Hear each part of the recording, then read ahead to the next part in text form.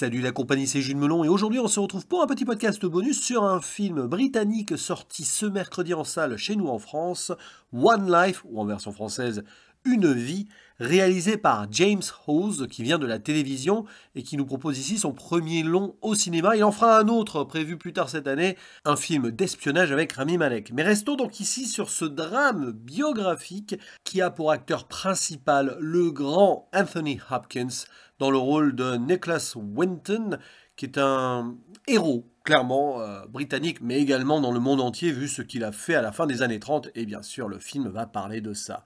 À ses côtés, on voit Helena Bonham Carter, qui joue sa mère en flashback, parce que non, ça ne peut pas être la mère d'Anthony Hopkins, vous imaginez bien. Parce que oui, on va voir ce qui se passe dans les années 30, et la version jeune d'ailleurs du personnage d'Anthony Hopkins est interprétée par Johnny Flynn. Et alors là, bravo pour le casting, parce que franchement, il lui ressemble beaucoup, notamment au niveau du regard. Citons aussi la présence le temps d'une scène au restaurant de Jonathan Pryce, qui joue un des compagnons héroïques de Nicholas Winton, et que l'on voit donc plus jeune. Dans les années 30, où justement donc des Britanniques vont en Tchécoslovaquie pour aider des réfugiés qui sont à Prague, qui ont fui notamment l'Allemagne nazie suite aux accords de Munich, qui ont été assez désastreux pour le pays et pour pas mal de populations. Donc forcément, on n'est pas encore pendant la Seconde Guerre mondiale, mais le mal est déjà présent, et quand Nicholas Winton, alias Nicky, pour ses amis et sa famille, visite les lieux, il est vraiment choqué par tout ce qu'il peut voir et il décide d'agir et de participer au sauvetage d'enfants juifs. Alors il est très soutenu par sa maman, clairement, qui elle-même est d'origine juive. Donc il va essayer, à l'aide du comité pour les réfugiés, qui est mené d'ailleurs par une dame qui s'appelle Doreen Warrener, de faire en sorte que ces enfants puissent rejoindre des familles d'accueil en Angleterre, en attendant après de faire forcément venir toute la famille, ou que la situation se calme. Malheureusement, elle ne se calmera pas du tout là où ils sont, afin qu'ils puissent ensuite être réunis dans de meilleurs auspices. Alors évidemment, vous voyez, rien qu'en faisant le synopsis, on le sent, c'est cruel, c'est triste, c'est tragique, parce que tu le sens très bien que la situation est absolument horrible. Et faire un film là-dessus, c'est un devoir de mémoire, avant tout. Mais est-ce vraiment un travail de cinéma? C'est ça la question qui va se poser d'ailleurs quand on regarde un film qui est sur le papier plutôt réussi, vraiment, parce que ça traite quand même d'un sujet avec une certaine gravité, tout en rendant compte de pas mal d'éléments qui nous font comprendre pourquoi c'est compliqué, parce que la bureaucratie britannique, blablabla, tout cela, et on voit le combat d'un homme accompagné de plusieurs personnes qui fait tout pour sauver chaque vie possible, avec ce dicton qui revient, Save one life, save the world, d'où le titre One Life, mais lui, il veut sauver tout le monde. He wants to save the world. Voilà, dès qu'il ne peut pas aller au bout parce qu'on perd la trace d'un des enfants, etc., eh bien ça l'impacte beaucoup. Il veut faire le bien, mais mieux que le bien encore. Et c'est extraordinaire de voir le parcours de cet homme et de le retrouver donc 40 ans après, il est octogénaire, c'est Anthony Hopkins, qui tombe sur des souvenirs, de photos, des objets, et c'est pas qu'il l'avait oublié, mais là il fait le bilan, parce qu'il doit jeter des trucs à la demande de sa femme, tout ça, bon. Et c'est donc par ce regard sur ces reliques, sur ces images, qu'il va se replonger dans son histoire, et nous, on va voir. Donc le va-et-vient entre le passé et le présent est plutôt bien joué ici. Mais évidemment, ça reste très didactique, et aussi, mais je pense que c'est normal, James Hawes, à la réalisation, n'essaye pas plus que cela, parce que je pense qu'on lui a demandé, ou que de lui-même, il a préféré rester très académique. C'est pas pour rien qu'il vient de la télé. Est-ce qu'on l'aurait pas choisi pour cela aussi? Parce qu'il fallait pas que ça dépasse trop, mais tu as l'impression d'avoir vu déjà certaines scènes dans d'autres films préalables, et surtout la façon de le traiter manque, je pense, d'une certaine envergure, vu la hauteur et la grandeur de ce sujet. Parce que c'est très important de faire de la pédagogie autour de cette histoire. Il y a eu comme cela des grands hommes, avec un H majuscule, des hommes et des femmes, qui ont œuvré pour la liberté, pour sauver des vies. Et là, oui, on nous présente un humaniste qui reste quand même encore quelqu'un de très attaché à l'humain. Et dans les années 80, j'y reviendrai après, c'était très important, et c'est de nos jours tout aussi important. C'est pour ça que devoir de mémoire, écho, tout ça, c'est ça qui rend le film indispensable d'une certaine manière. Mais sur le plan purement cinématographique, ça n'apporte pas grand-chose. J'ai envie de dire, autant se faire un documentaire sur le sujet ou des reportages.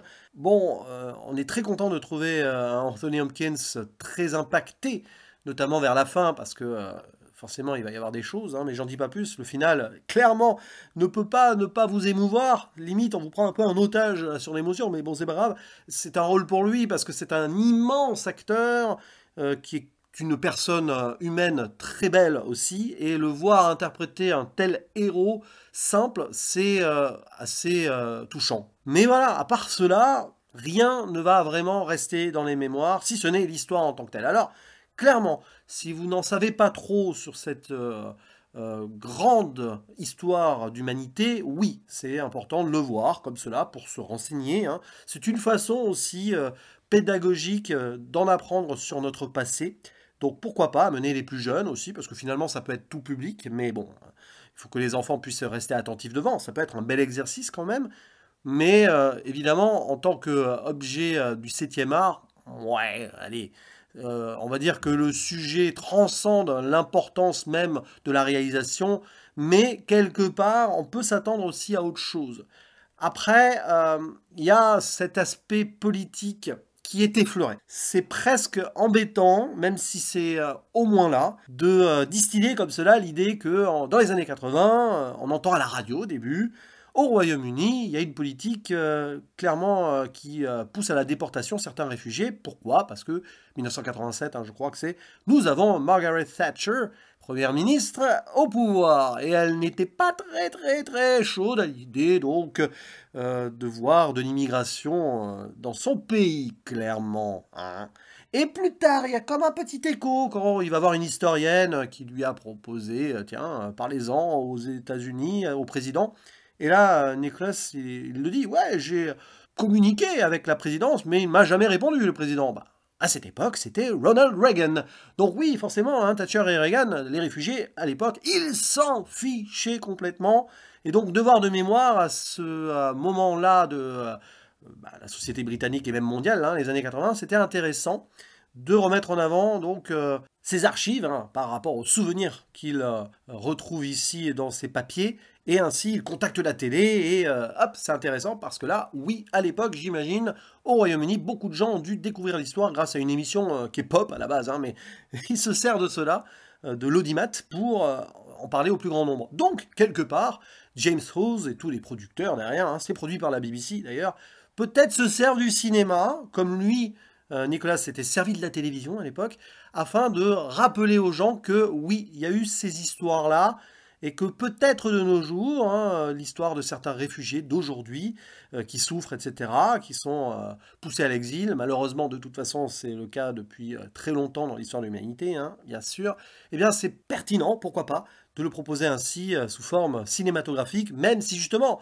ce qui dit cinéma dit peut-être il faut quand même sortir de certains sentiers battus. Après, je vous laisse chacun juge, évidemment, après avoir vu le film, mais on a quand même à peu près tout qui y passe, hein. La musique forcée, qui est toujours là pour appuyer quand c'est triste. T'as pas besoin de la musique, hein, pour ressentir les émotions, là, quand tu vois les images, etc.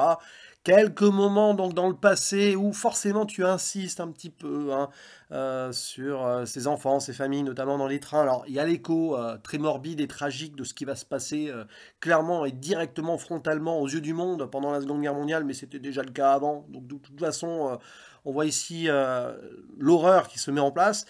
Mais je ne sais pas.